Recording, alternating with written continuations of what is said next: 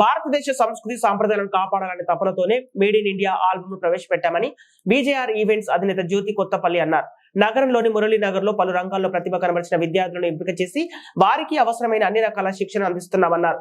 భారతదేశంలో ఉండే అవకాశాలు చాలా తక్కువగా ఉన్నాయని, దీని కారణంగా చాలా మంది ఉద్యోగం ఉపాధి రంగాలకు ఇతర దేశాలకు వెళ్లిపోతున్నారని, అటువంటి వారికి సంస్కృతి సాంప్రదాయాలను తెలియజేయాలనే లక్ష్యంతో తొలి విడతలో 20 మందితో ప్రత్యేకంగా ఆల్బమ్ తయారు చేస్తున్నట్లు తెలిపారు.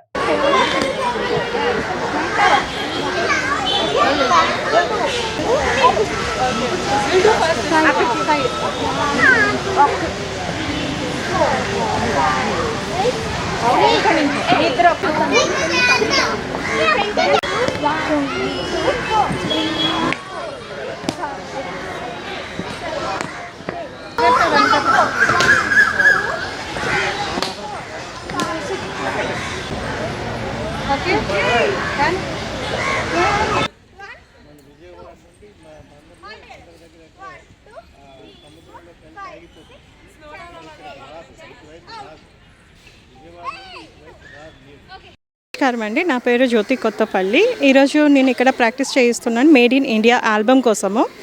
సో ఇది ఇండియాకి రిప్రజెంట్ చేస్తుంది. ఇండియాలో ఎన్ని స్టేట్స్ ఉన్నాయో అన్ని స్టేట్స్కి రిప్రజెంట్ చేస్తుంది.